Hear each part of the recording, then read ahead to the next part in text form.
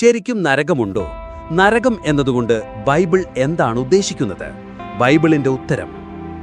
പല ബൈബിൾ ഭാഷാന്തരങ്ങളും ചില വാക്യങ്ങളിൽ നരകം അല്ലെങ്കിൽ പാതാളം എന്നീ വാക്കുകൾ ഉപയോഗിച്ചിട്ടുണ്ട്. സങ്കീർത്തനം 16:10, മത്തായി 5:30, സത്യവേദ പുസ്തകം.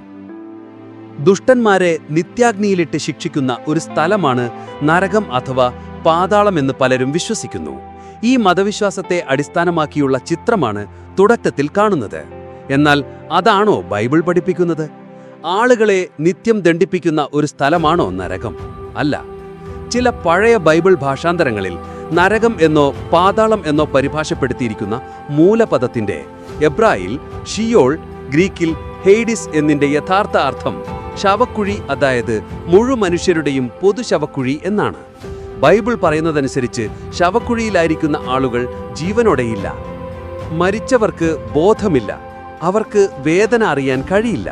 നീ ചെല്ലുന്ന പാതാളത്തിൽ പ്രവൃത്തിയോ സൂത്രമോ അറിവോ ജ്ഞാനമോ ഒന്നുമില്ല.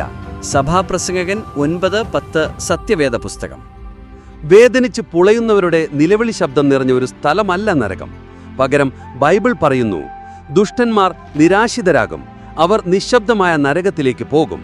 സങ്കീർത്തനം 31:17, പരിശുദ്ധ Bible, easy to read version. സങ്കീർത്തനം 115:17. പാപത്തിന്റെ ശിക്ഷയായി ദൈവം വെച്ചിരിക്കുന്നത് മരണമാണ്, അല്ലാതെ തീനരകത്തിലെ ദണ്ഡനമല്ല. ദൈവനിയമം ലംഘിച്ചാൽ മരണമായിരിക്കും ശിക്ഷയെന്ന് ആദ്യ മനുഷ്യനായ ആദമിനോട് ദൈവം പറഞ്ഞിരുന്നു. ഉൽപ്പത്തി 2:17. അല്ലാതെ നരകത്തിലിട്ട് നിത്യം ശിക്ഷിക്കുമെന്നൊന്നും ദൈവം പറഞ്ഞില്ല.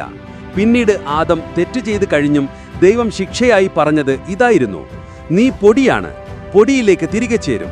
ഉൽപ്പത്തി 3:19. ആദം പിന്നെ ഉണ്ടായിരിക്കില്ല എന്നായിരുന്നു അതിന്റെ അർത്ഥം.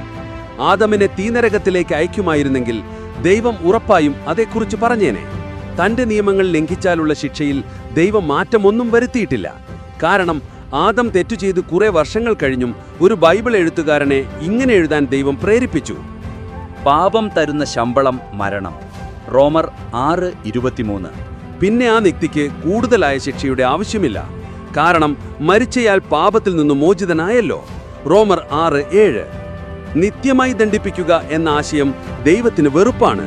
യിരെമ്യാ 32:35. നരകത്തെക്കുറിച്ചുള്ള പഠിപ്പിക്കലുകൾ ദൈവം സ്നേഹമാണെന്ന് ബൈബിൾ പറയുന്ന കാര്യത്തിന് നേർവിപരീതമാണ്.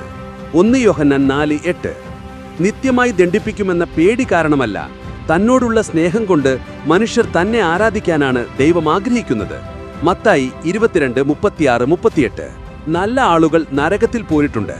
നരകം അല്ലെങ്കിൽ പാതാളം എന്നീ വാക്കുകൾ ഉപയോഗിച്ചിരിക്കുന്ന ബൈബിളുകൾ വായിക്കുമ്പോൾ യാക്കോബിനെയും ഇയ്യോബിനെയും പോലുള്ള വിശ്വസ്തൻ മനുഷ്യർ നരകത്തിൽ പോകുമെന്ന് പ്രതീക്ഷിച്ചിരുന്നതായി കാണാം. ഉൽപ്പത്തി 37:35, ഇയ്യോബ് 14:13. ചില പരിഭാഷകളിൽ മരണത്തിനും പുനരുത്ഥാനത്തിനും ഇടയിലുള്ള താലം യേശുക്രിസ്തു പോലും പാതാളത്തിലായിരുന്നതായി പറയുന്നു.